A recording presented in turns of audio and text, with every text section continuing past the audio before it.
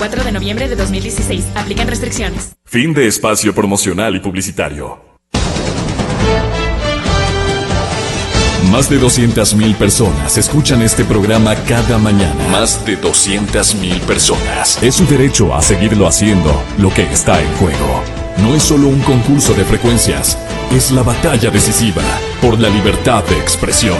XFM 92.5 y Democracia 920 AM. 8:32. Bueno, mis invitados, Anita Minga. Le saludo muy cordialmente, he leído el contexto de muchos puntos de vista que me han sido halagüeños, participamos de sus ideas, participamos de sus escritos rebeldes, contundentes, bien ubicados, y nos honramos en presentarle como una de nuestras nuevas analistas, Ana Minga, en la cadena Democracia. Muchísimas gracias por darnos esta oportunidad de plática que aspiramos sea muy frecuente. Y también una buena nueva. ¿Cuánta gente ha escuchado la palabra igualmente contundente, especializada, de vigor técnico, de gran influencia en la sociedad capitalina y ecuatoriana, la del señor economista Pablo Dávalos? Quiero anunciarles que van a tener la oportunidad, estimados amigos oyentes, de ofrecerle un respaldo masivo, ojalá triunfal, porque este vigoroso ser humano, académico de fuste, estudioso y hombre de bien. Muchos no podemos ser,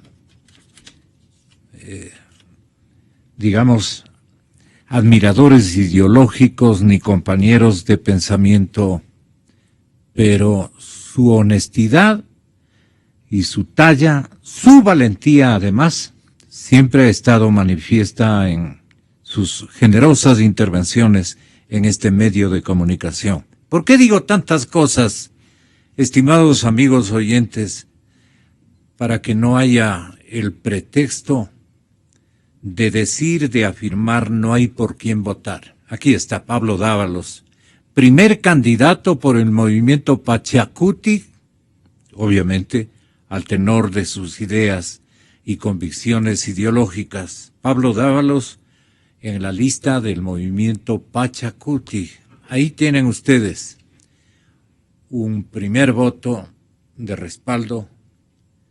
Aspiro que sea por un combatiente bien nutrido de experiencia, de conocimientos y de valor en el Parlamento, en la Asamblea Nacional. Así es que no hay pretexto, y habrán otros nombres y estaremos listos a reconfirmar desde nuestro muy humilde punto de vista, a reconfirmar apoyos que la sociedad ecuatoriana residente, especialmente en nuestra zona de influencia, pueda hacer, especialmente en la provincia de Pichincha. Así es que con esta bienvenida que se merecen desde todo punto de vista, vamos a recibir también al ingeniero Fabricio Correa.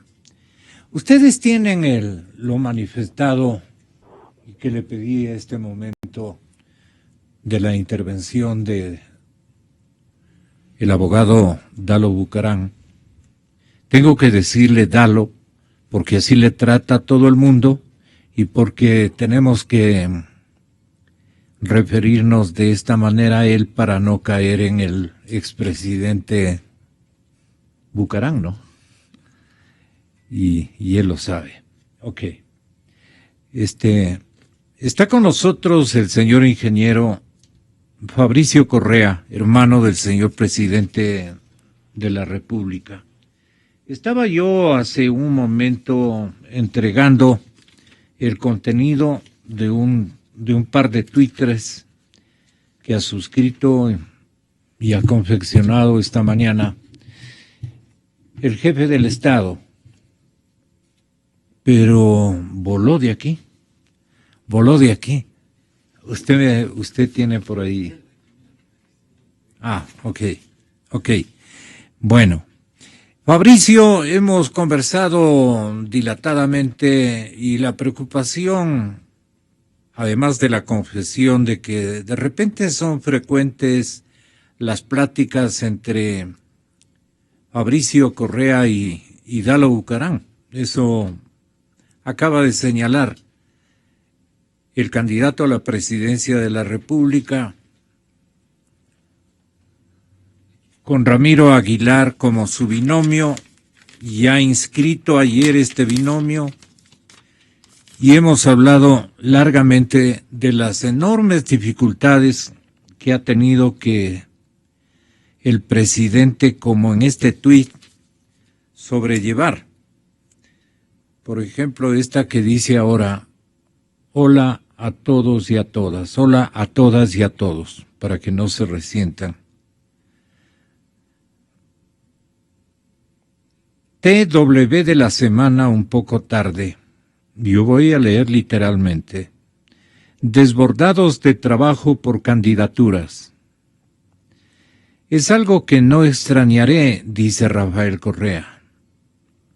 Ustedes encuentran las mayores noblezas, comillas, donde la revolución me necesite presidente. Estas son las mayores noblezas, según el presidente. Pero también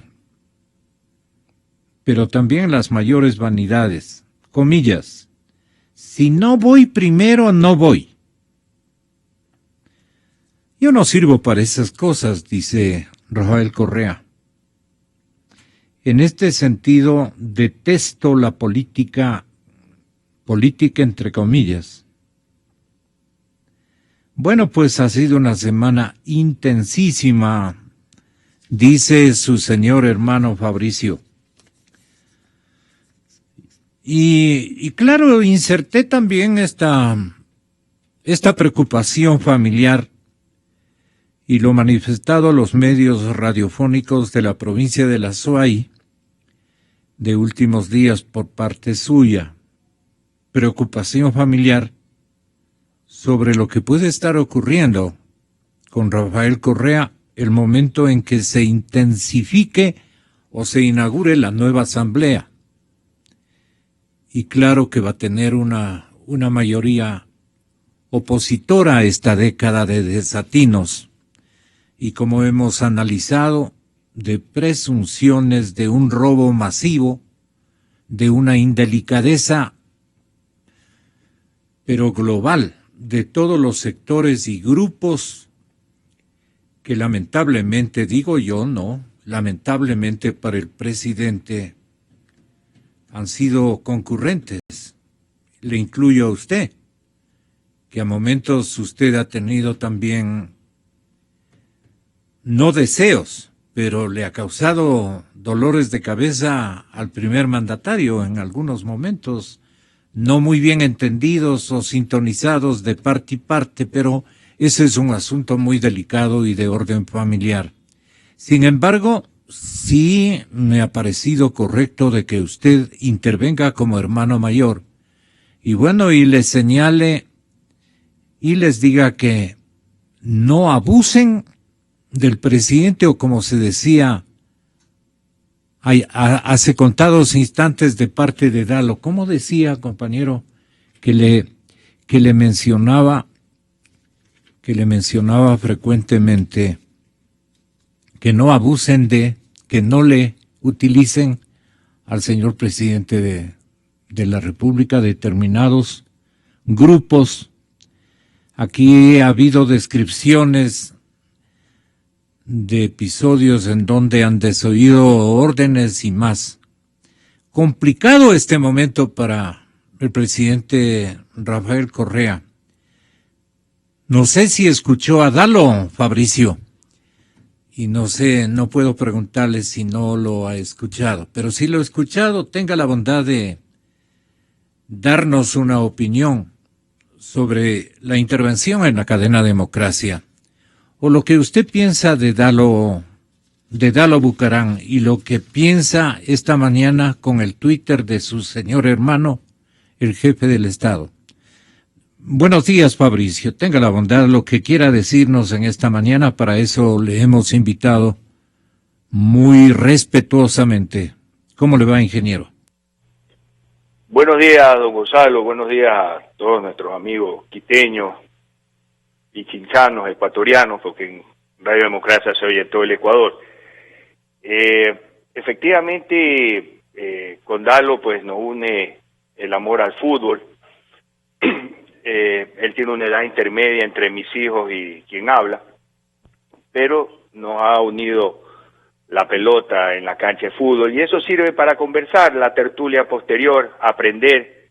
Una de las cosas que aprendí es que, como dice el Evangelio, muerto el pastor se dispersan las ovejas, y por lo tanto, ante un movimiento populista como el PRE, había que sacar del juego a Abdalá, y a Abdalá lo sacan del juego el presidente de la Corte de hace 20 años, Héctor Romero Parducci, firmando un auto cabeza de proceso con bolete captura, que tiene fuera Abdalá 20 años, ¿en virtud de qué? Considerando de que el presidente Abdalá Bucarán firmó el decreto de emergencia que le permitió a la ministra de Educación hacer el negociado de la mochila escolar, un negociado que debe haber costado el contrato 40 millones. ¿Quién era el secretario, el que hizo el borrador de esa autocabeza de proceso? El secretario del presidente de la Corte de ese entonces, Alexis Mera Gilet. Cuidar, no hundir a mi propio ñaño.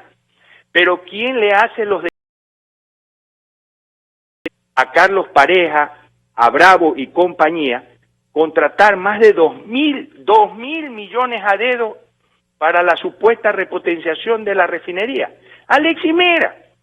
Entonces, si a eso usted le pone un agravante, una cereza a ese pastel, que es la creación de la figura de la autoría coadyuvante, con la cual Alexis Mera culpó a los dueños de Diario El Universo y los hizo sentenciar, porque según su visión, los dueños del diario tenían que saber y controlar los criterios de un editorialista del mismo, como es Emilio Palacio, que a gusto de la presidencia, del gobierno, no estaban bien.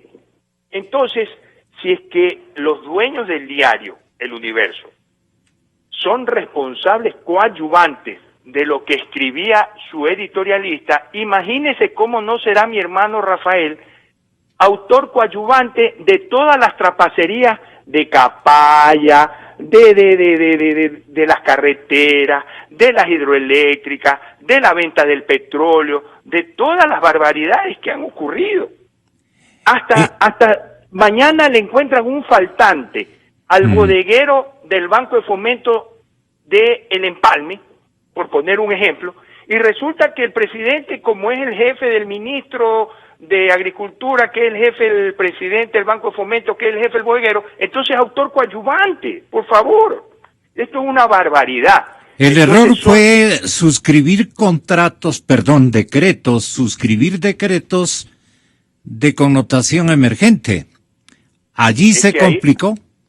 Es que ahí está la carta que yo le hice a mi hermano manuscrita, cuando ya hasta me prohibió la entrada de Carondelet a mediados de 2008, porque yo estuve en desacuerdo con todas estas operaciones desde el principio, y esa es la parte que la gente no sabe, porque la ropa sucia se lava en casa, pero yo como hermano mayor, que lo he cuidado de chiquito, que tengo que velar por el corazón de mi mamá, que ya tiene más de 80, y todas estas cosas pues generan contragolpe, porque se va el poder y viene el contragolpe. Pues si no, veamos el ejemplo de Fujimori en Perú, pues 25 años de cárcel al hombre que derrotó el mayor flagelo de Perú, el Sendero Luminoso, y que puso en la senda del crecimiento económico de Perú hasta el día de hoy.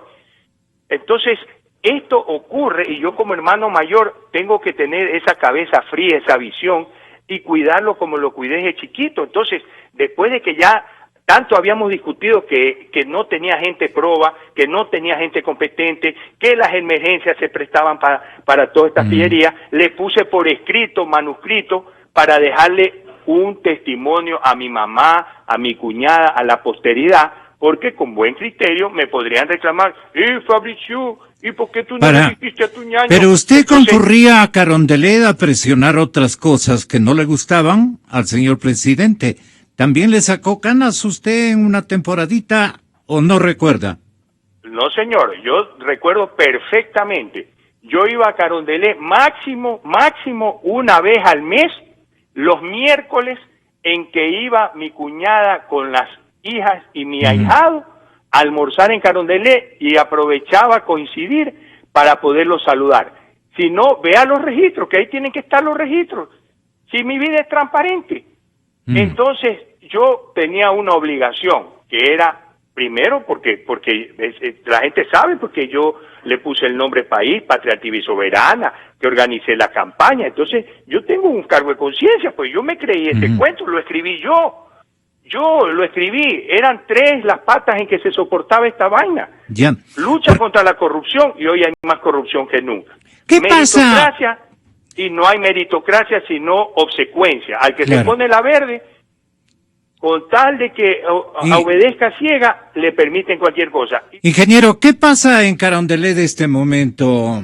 El señor presidente denota estar preocupado por lo intenso que le resulta arbitrar en toda esta hecatombe de intereses que parece fueron tratados, por ejemplo, ayer en una maratónica sesión cupular de los actores.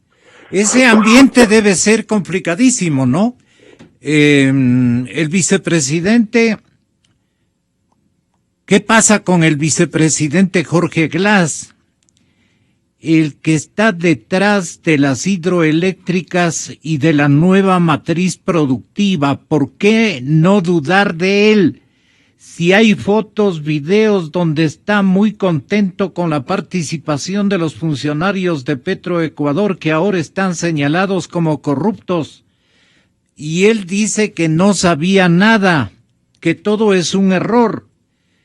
Esto escribió Ana Minga, periodista de investigación, especialista en perfilación incluso de carácter criminal, penal quiero decir.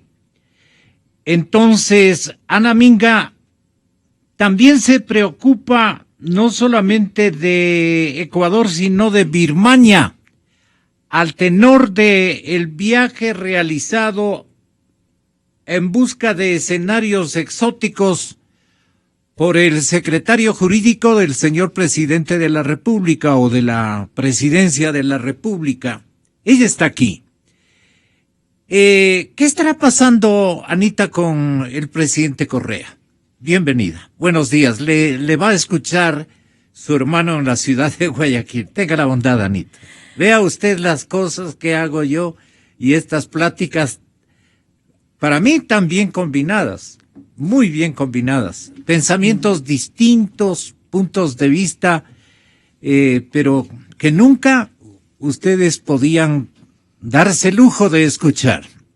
Ana Minga, gracias por estar aquí. Buenos días, gracias por el espacio. Una sorpresa que Fabricio Correa esté paralelamente también, porque hace algunos años, cuando estuve en el diario Hoy, lo entrevisté. Y me sorprende que diga que no hay ninguna relación, ya que hubo muchos contratos firmados con el Estado. Pero hay algo que apunta y que nosotros como ecuatorianos no vemos en sus discursos de ninguno. Y él acaba de decir, sí es verdad, mi vida es transparente. Y es verdad, los contratos que se hicieron con el Estado y una figura que vendría a ser el nepotismo, se lo hizo a vista de todos. En realidad es transparente. Ya. Pero Anita, lo que hay que también destacar es lo siguiente, la preocupación familiar, que es un punto de vista muy, muy delicado, al que hay que respetarlo porque es preocupación familiar. Fabricio dice, mi hermano va a pagar con incluso la cárcel. Cualquier momento puede ocurrir algo muy grave. Y yo le digo, pero es que cometió el error de firmar decretos de emergencia. Y entonces allí él autorizó contratos a dedo. A dedo, directamente. Forma directa, exactamente. Y ahí las consecuencias de los juzgados, de la justicia, van a ir directamente cuando, como dice Fabricio, eso va a tener que asimilar mi hermano el presidente este momento, mi hermano el ciudadano después de poco. Entonces, ¿qué le parece esta intervención de Fabricio a usted, Ana? Cada acto tiene su consecuencia. O sea, dentro del ámbito familiar, o sea, todos sabían a qué estaba involucrado. Se trataba ya no solo del hermano, sino también del presidente. Y el presidente que ha ejecutado algunos actos que van desde lo jurídico hasta lo social, bastante entredicho, ¿no? Entonces tendrá que asumirlo y ojalá lo asuma, porque ahora con esta coyuntura vemos que todo es posible. Y hay una cosa que yo siempre... ¿A qué se refiere? Que todo es posible. En la actualidad se han saltado muchas normas. Entonces, estamos en el mundo de las posibilidades. Cualquier cosa puede pasar. Dentro de lo legal puede ser que no ocurra algo, pero ahora cualquier cosa puede pasar. Hay otra cosa que los ciudadanos no nos hemos dado cuenta, que estamos insistiendo en que los expresidentes, donde haya existido corrupción, los queremos sacar de nuestras vidas. Sin embargo, creo que el país paga una pensión vitalicia por haber sido presidentes. Entonces vamos a seguirle pagando a los que estamos señalando que hayan infringido en actos de corrupción. Entonces, desde la sociedad también no hay un despertar. Usted dice por la permisividad potencial que insertó en su administración el presidente Correa. Permisividad, pero no autoría, porque no está aprobado aquello. Claro, siempre hay quien se preste. Tendrá que hacerse investigaciones. Se necesitará una fiscalización. ¿Usted cree que tiene culpabilidad el señor presidente? Porque lo que está reclamando Fabricio es que él va a tener que pagar la letra de cambio, ¿no? Es que ¿quién firmó? ¿Quién está al mando de este país? El presidente. Claro, ¿y quién está viendo todo lo que está pasando? Y se le está diciendo además. O sea, ¿quién más? O sea, que después nos vamos a lavar las manos como ya ha pasado tantas veces. Yo no fui, esto fue un error de buena fe. No. ¿Tiene espacio, Fabricio, el señor presidente, para optar por el papel de Pilatos? Fabricio. Sí, señor. A ver, con mucho cariño para doña Anita, creo que está claro que yo, en privado, como deben hacerse las cosas, un año antes, a mediados del 2008, ya le puse por escrito y manuscrito a mi hermano que las emergencias estaban permitiendo que la banda rosa le meta la mano a las cosas y le di una solución. Si tenía prisa, que haga concursos con la ley de Corpecuador que se hizo para las inundaciones del Niño el año 98, que con concursos cortos, pero siempre concursando transparentemente, ya permitían acometer obras de emergencia. Eso me enemistó con la banda y luego vino el autogol de los contratos, que yo le ruego, porque creo que es una persona serianita, que cuando quiera se reúna conmigo, y le va a encantar descubrir o redescubrir que Fabricio Correa, con su empresa Plitec, del año 2000, está identificado como el único contratista que ha dado vuelto en obra pública, porque ese es mi proceder. ¿Y cuál fue el vuelto? En la inauguración del puente de Punta Carnero para Corpecuador en abril del 2000, gracias a un rediseño, duplicamos la utilidad, pero como ese dinero es del pueblo, me pareció excesiva la ganancia y le devolví una plata al presidente de la República, Gustavo Noboa. Ese que fue un acto espontáneo, de amistad incluso con el presidente Noboa, porque es mi educador en la fe, Resulta que lo recogió Ecuavisa y lo sacó en todos los noticieros y salió en el diario El Universo y diario El Expreso como el único contratista honrado que da vuelto. Yo no quiero decir que soy el único, sino el primero a lo mejor. Luego de eso, mi lucha contra la corrupción no es de boca, es de bolsillo. Yo he estado por combatir a todos estos pillos que lo coaccionan a uno y si no le terminan contrato. Yo he estado de contratista incumplido con mi empresa Plitec, pero también he ganado en la Cámara de Comercio Ecuatoriano-Americana, donde los arbitrajes son transparentes. Y cuando me acusaron de tráfico de influencia en Estados Unidos, donde Alexis no hace la sentencia, también gané. Entonces yo le rogaría, porque creo que es una persona seria, Anita, que hable en base de las evidencias. Yo no he firmado ningún contrato con el gobierno, le desafío a que busque un contrato firmado por Fabricio Correa. Mi empresa, Plitec, de toda la vida, de 32 años, tampoco está involucrada en ningún problema. Claro, pero ¿quién firmaba por usted? El resto lo montó la banda para desquitarse de eso, de que yo los denunciaba. Y Rafael cayó en la trampa.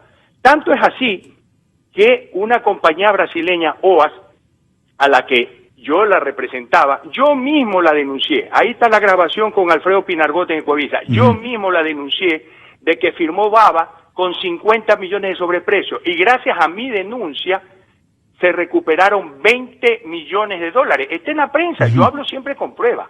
20 millones de dólares gracias a mi denuncia. Entonces, yo sí quisiera conversar con la señora Anita y se va a llevar una gratísima sorpresa que está hablando con una persona transparente, pero como dice el Evangelio, bienaventurados los perseguidos por la justicia por defender la verdad. Yo defendiendo la transparencia y defendiendo a mi hermano, yo no voy a decir que no me interesa que mi hermano sea exitoso, porque ese es el bien de todos, y no me interesa cuidarlo porque ese afecta hasta a mi mamá. Entonces, hoy, ¿con qué nos encontramos?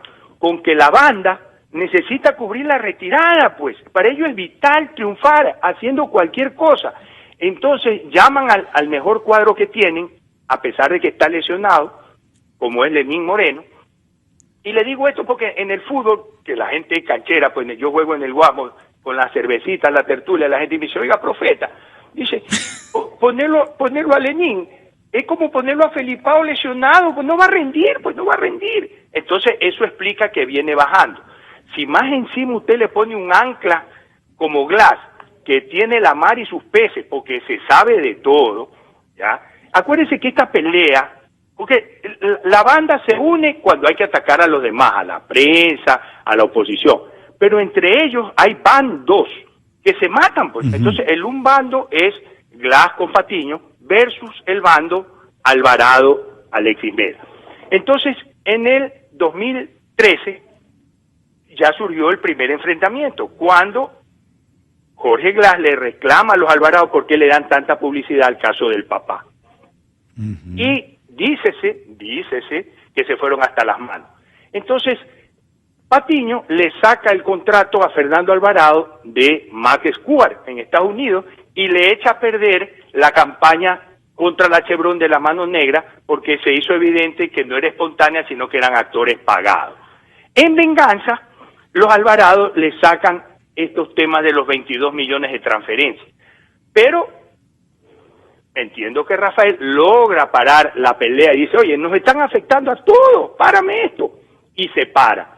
Eso es lo que vuelve a salir ahorita. Y como Rafael en estas cosas sí es transparente, el día sábado pasado, ¿qué dijo? Si esto fuera la oposición, nos hubieran sacado esto cuando ya el binomio estaba firme, porque ahí sí nos afectan. Esperar al 18 de noviembre que se cierren las inscripciones y cuando el binomio Lenín Moreno-Jorge Glass era irreversible, ahí le sacas toda la munición y le das harto bombardeo.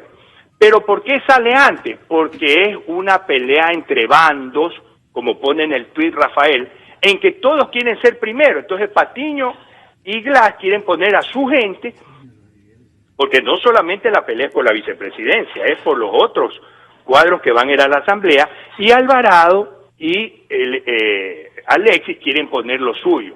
Y obviamente el puesto más codiciado es el del binomio, el del vicepresidente. ¿Por qué? Porque igual que el caballo de Troya, ya aquí estamos ante la silla de Troya, todos saben que Lenín se toma la foto con la banda y la entrega al que viene después porque él no está en condiciones de gobernar. Acuérdense que en el 2009 se emocionó con la vicepresidencia, trabajó más de las 4 horas diarias que puede trabajar, 2 por la mañana y 2 por la tarde, y fue a parar 10 días a terapia intensiva. Entonces Lenin está haciendo un sacrificio de gratitud o de rehén de lo que le pide la banda, pero no está en condiciones de salud. Por eso es que la familia se preocupa y se opone, y el propio Lenin puso mucha resistencia. Más aún, así como han habido accidentes con el general Gabela, con Pazmiño y con un poco de gente, hasta temen que le pueda pasar un accidente, pues, porque el poder genera, pues, las ganancias generan ese tipo de ambición. Entonces, hoy, como se sabe que es Glass presidente, vota por Lenin, que esto es una silla de Troya, todos se matan por ser binomio, porque saben que al poco tiempo estarán ostentando la primera magistratura. Entonces, esto lo lee hasta la gente más sencilla, me lo conversan en el Guamo, crean unas cosas y unas historias, pero más o menos el tenor documentado de lo que ha sucedido. 2009, 10 días en terapia intensiva. Por lo tanto, él no está en condiciones de asumir algo que, si a Rafael algo se le reconoce, es que trabaja 25 horas al día. ¿Cómo va a componer el país alguien trabajando menos de 4 horas diarias? Eso tiene sentido común la gente y hace el símil con el fútbol. Felipao, por muy querido que sea, lesionado no puede ir de titular. Ok. Sus contertulios, Ana Minga, Pablo Dávalos, Anita. Diga lo que usted quiera expresar con libertad. Hay un recién llegado de Birmania. Leí ese artículo suyo. Uh-huh. ¿Qué van a hacer en esos países exóticos? ¿Cómo le parece a usted este escenario tenebroso que nos cuaja, de alguna manera y nos describe Fabricio? ¿Qué estamos nosotros de expectantes silenciosos? ¿Qué estamos asimilando los ecuatorianos? Bueno, primero al señor Fabricio sí, le voy a aceptar la invitación. Esta creo que es la segunda vez que me dice que me va a entregar pruebas. Creo que debe tener algunos secretos que le conozca directamente al hermano y a todo su grupo. Dos, con respecto a Birmania, bueno, es también un paraíso fiscal. Ahí se van a invertir en piedras preciosas. Eso es de manera general. No sé, tal vez tenga Alexis Mera algún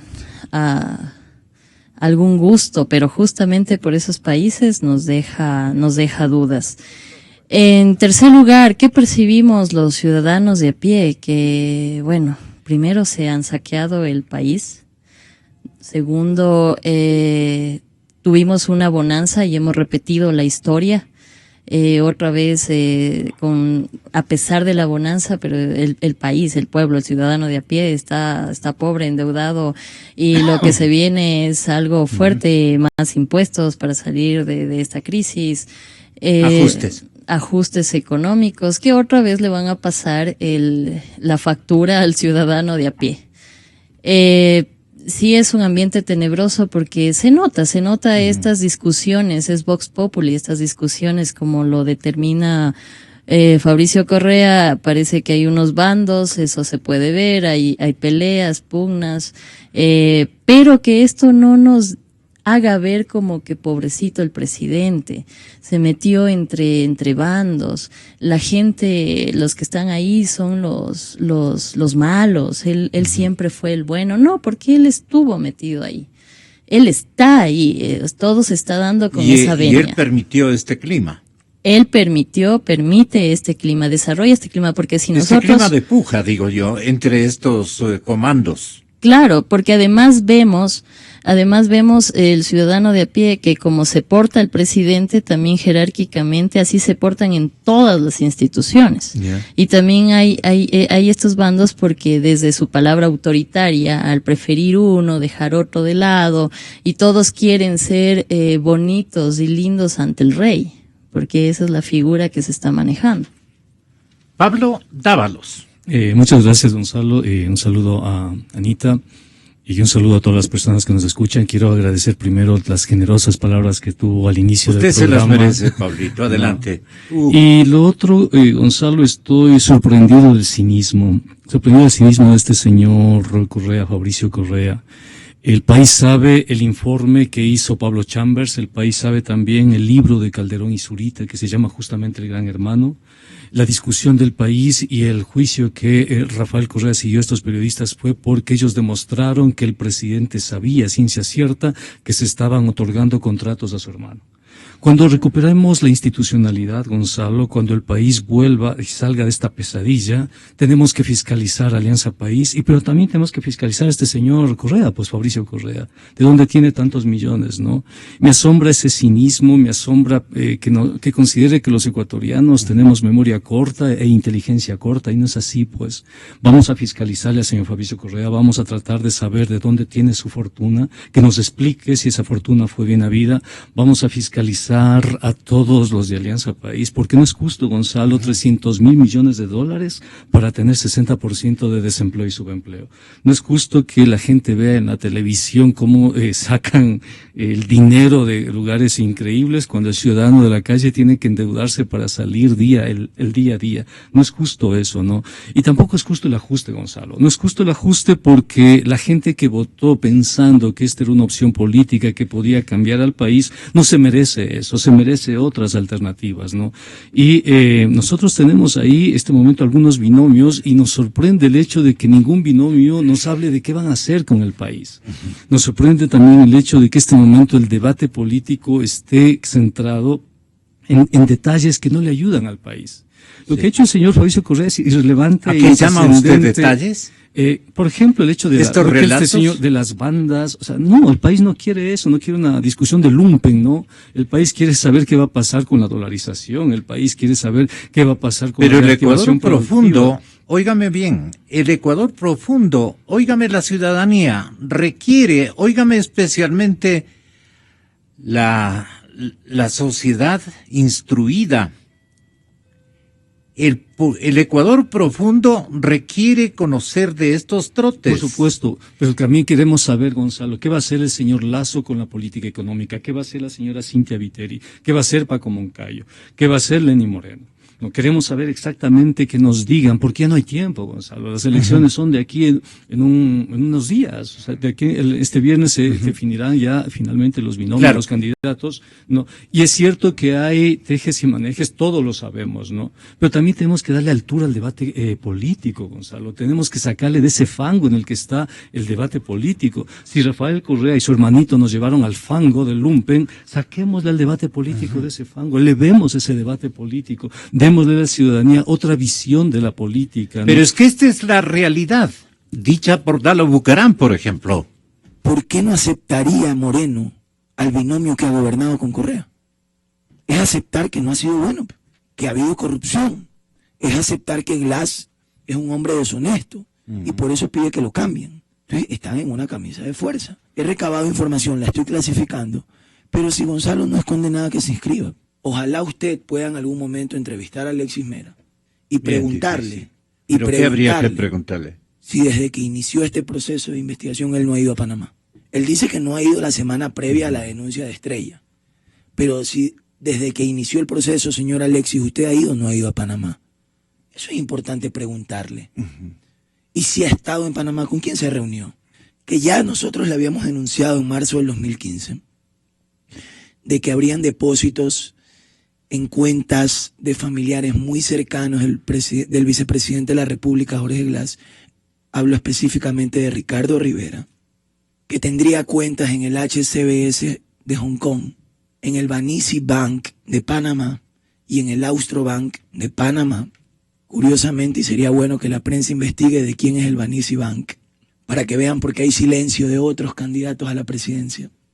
Lo que hago es viajar y pedir información fidedigna al diario de dónde sacó esa información. Me reúno con políticos panameños, con diputados, y estoy tramitando una reunión con el procurador general panameño y con el fiscal apellido Caraballo, que lleva el caso de investigación en contra de Alex Bravo y de Andrés Vaquerizo en Panamá. No estamos hablando de 1, ni de 2, ni de 3 millones. Estamos hablando de miles de millones de dólares en los que se habría perjudicado al Estado ecuatoriano. ¿Dónde están esas platas? Bueno, se conoce extraoficialmente que habrían cuentas millonarias en Hong Kong y en Panamá, mientras yo no tenga la certificación. Por ejemplo, yo sé que el Banisi Bank es uno de los bancos del señor Lazo en Panamá. ¿Usted lo ha escuchado hablar al señor Lazo de los Panama Papers o de estas denuncias? No, porque es el candidato de la banca y va a pensar siempre primero en el dinero que en el bien del país. El tamaño de los perjuicios que han irrogado al Estado ecuatoriano. Eso sí son miles de millones de dólares. Podrían ser entre 5.000 y 10.000 millones de dólares que se han manejado en temas de petróleo. Y una cuantía muy importante de perjuicio que hoy se está dando a conocer solo la puntita. Pero de esto falta la investigación. ¿De esto conoce el señor presidente? Falta la investigación donde ¿De esto está. conoce No puedo presidente? saberlo. No puedo saberlo. Yo no tengo los elementos de prueba que el presidente Pero conozca. uno colige, pues. Hay documentación sabe... oficial que demuestra, por ejemplo, que el petróleo de Petrochina principalmente se queda en Trafigura, en Nueva York. Trafigura del señor Ben Polner, que fue quien históricamente ha participado en negocios petroleros ilícitos por todo el mundo. ¿Usted está investigando al señor Cadena, por ejemplo? El señor Cadena forma parte de los lobistas de Trafigura del señor Ben Polner. Tiene propiedades en Estados Unidos por 50 millones de dólares. Sus hijos andan en Maseratis, tienen yates, tienen bienes que una persona... Se necesita ser multimillonario. Pero por el amor de Dios, voy a explicar de dónde sacó tanto dinero. Esto tiene que conocer la ciudadanía, Pablo. Esta puja populista, esto de decirse verdades de sectores y sectores, ¿a dónde nos han estado conduciendo? Yo propondría lo siguiente, Gonzalo. Yo propondría al gobierno que pare la estrategia de privatizaciones. Porque mucho me temo que esos capitales corruptos que se fueron a paraísos fiscales hoy retornen como inversionistas a llevarse la infraestructura nacional. Pero vía Nueva York. Vía Dubái, vía Qatar, van con esos papeles. Claro, exactamente. Entonces, y depositan como una especie de garantía para que de ahí mismo salgan los empréstitos. Exactamente. Entonces, a unas pediría tasas que se paren las privatizaciones, porque el gobierno quiere privatizar este momento el Banco del Pacífico, las carreteras, las hidroeléctricas, y mucho me temo, Gonzalo, que detrás de esos inversionistas estén los mismos grupos de poder de aquí, convertidos ahora en inversionistas extranjeros, ¿no? Entonces tenemos que parar eso, dejemos que el gobierno entregue al próximo gobierno una situación económica relativamente estable y que no haga más daño al país ya. Que este momento tengamos acceso a información, saber qué pasó, por ejemplo, con los créditos con los chinos. Es cierto que la corrupción en este momento se está convirtiendo en un elemento, creo yo, fundamental del debate político. Tenemos al vicepresidente en funciones acusado de serios vicios de procedimiento en la corrupción. Todo su entorno en este momento está acusado penalmente, todo su entorno, sus asesores, etcétera. Lo mínimo que se le puede decir al señor Glass es que es ineficiente porque la corrupción se llevó a vistas de él, ¿no?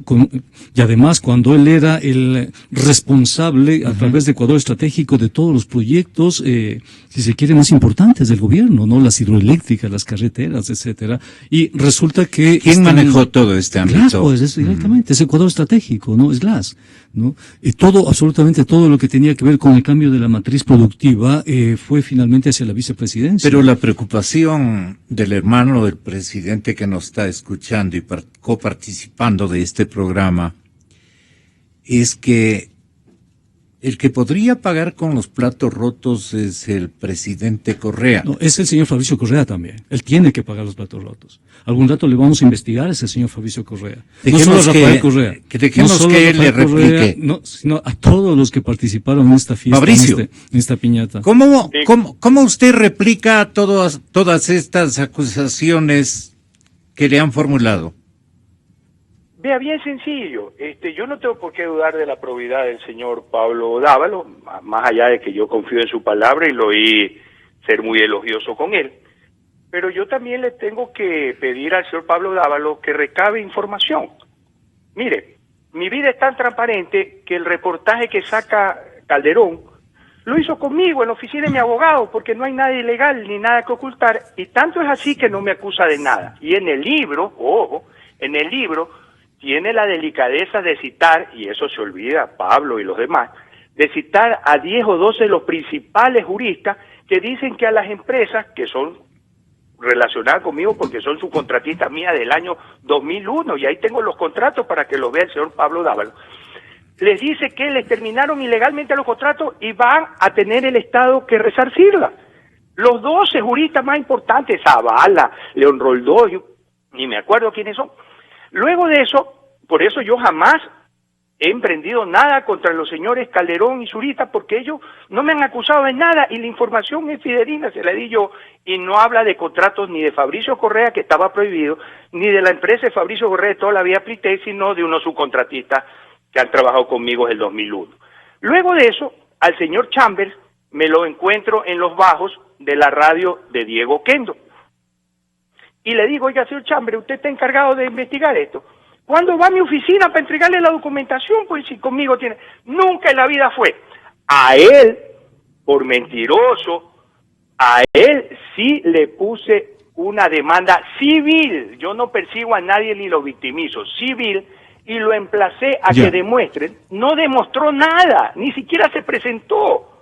Y ahí no puede decir que no, que tiene miedo, que es penal. No, es civil. Nada más que civil. Demuestre lo que usted ha firmado. No puede demostrar nada, no se acercó.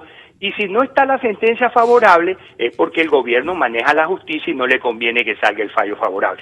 Pero al margen de esto, porque yo siempre hablo con pruebas, le vuelvo a insistir, yo he ganado en Estados Unidos acusaciones de tráfico de influencia, porque allá la justicia sí funciona y es rápido, en menos de un año. Mi lucha contra la corrupción ha costado en mi bolsillo, pero también he ganado en Ecuador.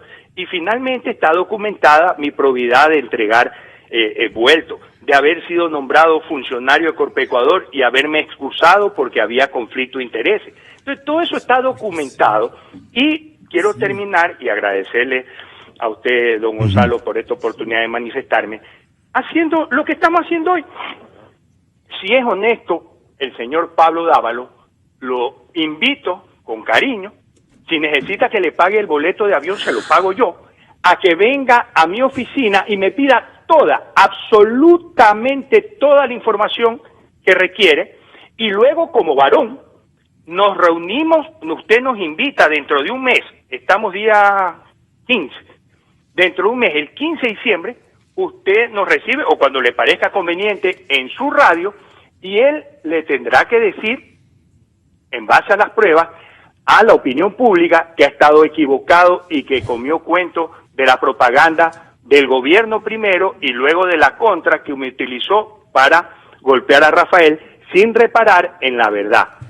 Yo vuelvo a insistir, don Pablo, lo invito, yo le pago los viáticos si es del caso, a que asista a mi oficina y desde ahorita me viáticos y todo, porque, y vuelto.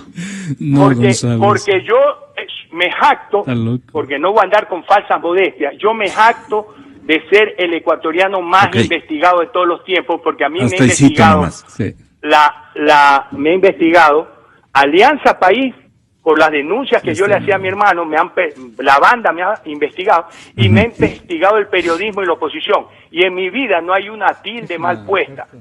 Yo le puedo dar constancia, porque mi mujer dice que no soy metódico sino temático, le puedo dar fe de dónde he obtenido cada dólar que tengo de patrimonio familiar, porque yo llevo la documentación. Se va a enterar de que tenemos patentes mundiales de invención, y esas no las dan por ser hermano del presidente. Se va a enterar de que tenemos una serie de productos que han ahorrado importaciones, que han generado empleo, y eso de ahí es fruto de ¿qué? Del trabajo diario abnegado. Entonces va a llevarse una linda sorpresa don Pablo Dávalo cuando me conozca personalmente, cuando me pida todas las pruebas que quiere, yo se las voy a dar, pero eso sí, don Gonzalo, igual que hemos hecho hoy día, yo le ruego que con la característica de honestidad periodística que usted tiene, nos vuelva a reunir dentro de un mes al aire, los dos, Pablo Dávalo y Fabricio Correa, para que él diga lo que ha descubierto en la investigación y no tenga en ascuas al país y qué va a hacer. No, a mí que me investigue desde ahorita, en este momento. ¿Por qué? Porque el que no la hace no la teme. Ok, muchas gracias a Fabricio Correa. ¿Pablo? Gonzalo, yo le conozco a este señor. Yo lo conozco cuando estuvimos en el Ministerio de Economía con su hermano, con Rafael Correa, y este señor fue a negociar contratos. Fue a negociar contratos y quería cambiar el sistema informático y demás. Cuando usted era subsecretario, ¿de qué género eran los contratos? Quería cambiar algo así como el sistema informático y yo negué ese pedido, ¿no? Y Rafael se enojó conmigo por haber negado ese pedido, además.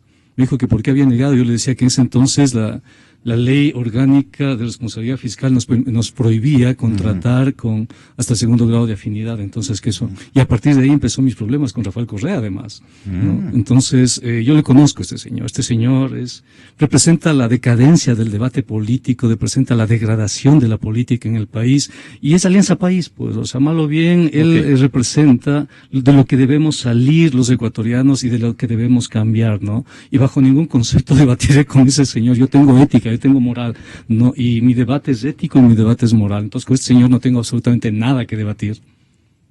¿En qué quedamos con los candidatos del partido de gobierno? ¿Qué es lo que puede estar ocurriendo, Anita? ¿Qué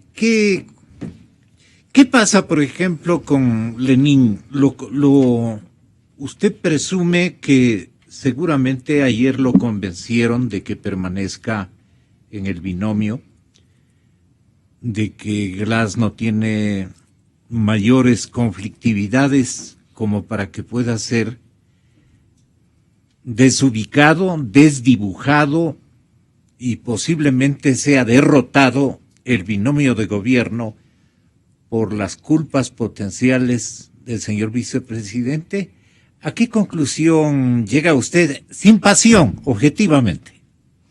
Objetivamente, dentro de este corto tiempo que parece que va a Glass, no va a Glass, y hay rumores que se lo va a cambiar. Porque el asunto es hasta mañana. Claro, legalmente. Legalmente, Legalmente. ¿Qué es lo que cuenta? Sí, legalmente, pero ya sabemos que puede pasar cualquier cosa. Lenin Moreno es la figura que va a apelar a la sensibilidad, a las emociones, a lo popular, a lo de pobrecito, lamentablemente, y se va a ver una discapacidad como pobrecito. Y eso es lamentable por tema de discapacidad. Por otro lado, Jorge Glass es evidente que no ha hecho un buen papel como vicepresidente. No es el pobrecito que ineficiente, sino que él sabía todo. O sea, él está ahí en los videos, está diciendo, lo logramos, compañeros, y alzando la mano con los que ahora están señalados como corruptos. Él aludía seguramente al éxito técnico, entre comillas, al léxico técnico, lo logramos, al logro técnico, a una especie que acertaron de que todo la repotenciación técnicamente fue bien concebida.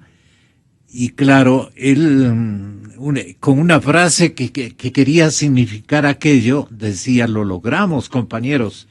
Se alborozaba por eso, no por lo que seguramente quedó en beneficio de ese grupo.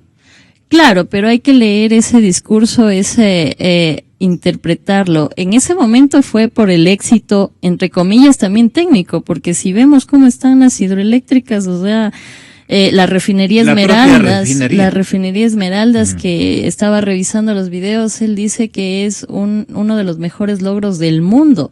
Y sin embargo, hay problemas, hay máquinas dañadas, la gente trabaja mal ahí, mal y en peligro. Y en peligro constante, sí, siempre hay accidentes, siempre hay informes de que ahí pasó algo, ¿no? Entonces, ¿técnico en qué sentido? Nos dice que somos potencia mundial. O sea, hasta memes se hacen de eso. Dejar pasar un discurso así de un mandatario,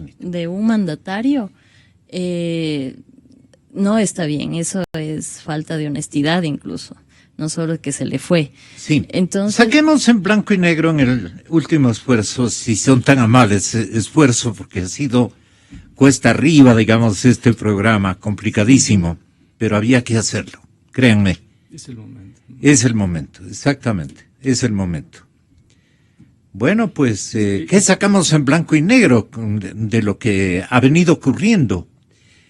Ha estado ocurriendo, o sí sabíamos todo el mundo, pero no lo decíamos, no ha habido una intervención. Es la campaña electoral la que saca a flote estas características de una coyuntura de veras vergonzosa para nuestro país. También. Terriblemente vergonzosa, sí. ¿A qué hemos estado asistiendo, dirá la mayor parte de la gente que no sabía de estos? Festín, ¿no? Es un festín. Sí. Es una cosa, como usted dice, ¿no? Es que son 300.000 millones de dólares, Gonzalo, es una cantidad con la cual se pudieron haber Usted resuelto muchos problemas. Claro. Usted se refiere a lo problemas. gastado en la década. En toda la década, es demasiado dinero. Es que no solamente es la cuestión petrolera, ¿no? Son carreteras con sobreprecios, ¿no? La vía Collas, por ejemplo, ¿no? Que costó una enormidad, creo que es la carretera más cara del mundo. Son las hidroeléctricas que además se construyeron con créditos, ¿no? Son los créditos contratados con los chinos, las emisiones de crédito, es el oro de Goldman Sachs, etcétera. Es decir, es un festín. Son 10 años de un festín y ahora el país está viendo realmente lo que está pasando, ¿no? Solamente estamos viendo la punta del iceberg. Y estamos viendo y identificando a los responsables de este festín. Y ahora nos piden el voto. De aquí en unas semanas, unos meses nos van a pedir el voto. ¿Qué va a hacer el ciudadano? ¿Le va a entregar ese voto a Lenín Moreno sabiendo que con Lenín Moreno se va a garantizar la impunidad de todo ese festín? ¿Cómo sabe que se va a garantizar la impunidad? Porque es Alianza País, pues, porque es el partido de gobierno el que está proponiendo esa candidatura. Él entra a y Alianza perdonar. País no va a si se quiere, a ¿Lenín entra a fiscalizarse. perdonar? No, entra a proteger a toda Alianza Pero País, eso... pues, ¿no? Claro, o sea, Lenín no representa cambio en absoluto. O sea, Lenín representa la continuidad, quizá con otros registros, pero representa eso. Y dada su situación de salud, es muy probable que el ejercicio real del poder no esté en Lenín Moreno, esté en otras personas, que tienen que ver con los entornos que hoy estamos criticando, que hoy estamos hablando. ¿Quién garantiza y representa el cambio, Anita? complicado con todos los ¿No es cierto? antecedentes. Complicado con todos los antecedentes. Hay una cosa que no nos hemos fijado. Todos están peleándose unos con otros cuando en realidad aquí hay el gobierno que el pueblo ya no quiere y es los candidatos allá donde deberían apuntar. ¿Sí? Veo que se pelean, o sea, entra Moncayo para desprestigiar a Lasso. Lasso pelea contra Viteri, o sea, todos entre ellos, cuando en realidad, y los veo, yo veo esto con preocupación, veo a un Lenín Moreno. ¿Lasso es contra Viteri, Viteri contra Lasso o es...? Todos contra todos, porque quieren entrar, o sea, ya lo dan por ganador para la segunda vuelta a Lenín Moreno, entonces quieren entrar como la competencia, ¿no? Entonces tengo que eliminar entre todos los candidatos y quedar yo para entrar. Entonces... Qué tragedia para el país. Sí, sí. Y yo veo con preocupación algo, todos están en la efervescencia política, en esto de la campaña, pero Lenín Moreno está calmado, muestra un discurso calmado. Puede ser que detrás estén peleándose, haya cosas, pero parece que como si estuvieran seguros de algo. Pero se maneja bien, dice usted, Lenín. No, están calmados, no es que se manejen bien. Ahora cualquier raya, o sea, cualquier cosa para el gobierno raya. Como decíamos, estábamos conversando. Pero se maneja bien, Lenín. ¿Cómo manejarse? Estratégicamente. No me parece su discurso. ¿Él debe ser más transparente y poner las cosas en su justo lugar? No disimular lo que han hecho otros, o como dijo usted de comienzo, él también... Tendrán que haber una estrategia de comunicación solvente, porque cualquier cosa que venga ahora de Alianza País es una raya, Pongo Glass, es raya. Quito Glass, también es raya porque estoy aceptando todas las corrupciones. Lenín Moreno, si me hago el buenito y cojo a las cabezas para entregárselas al pueblo en forma de corrupción, estos son los corruptos, también es raya, porque ellos participaron. Estuvo en Ginebra, pagado por el gobierno. ¿Quién paga el gobierno? Pagan los ciudadanos, pagados por nosotros. Pero ese fue el encierro al que la estrategia global prácticamente le condenó, ¿no?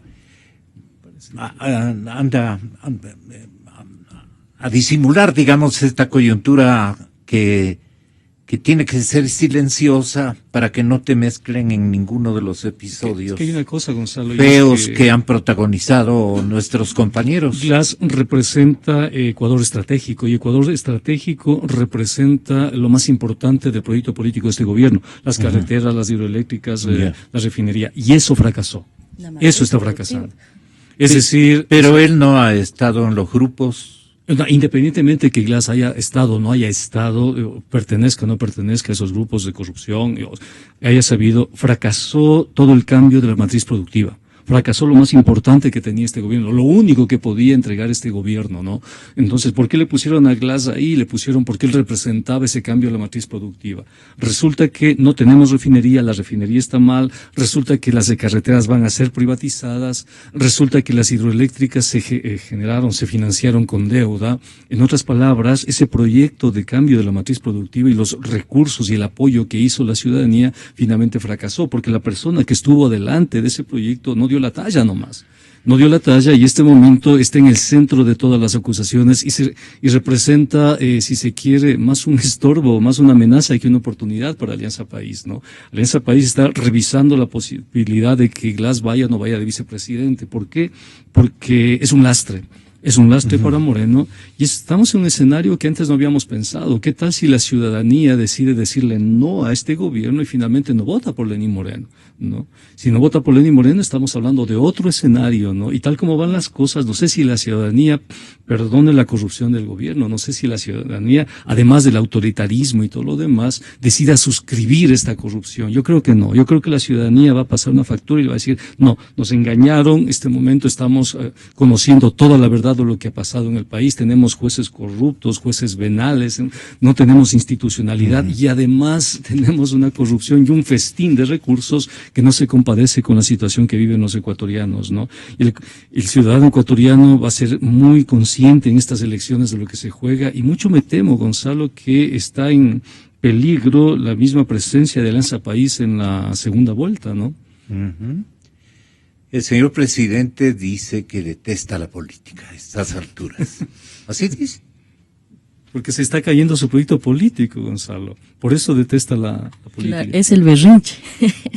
El típico berrinche. Porque no tiene que ofrecerle al país, porque, o sea, ¿cuál es el argumento de Alianza País en las próximas elecciones? Cosas, dice. O sea, ¿qué le va a ofrecer al país? Se dio cuenta después de 10 años. Claro, cada frase tiene su condumio especial y un espacio para interpretar un montón de escenarios desbordados de trabajo por candidaturas.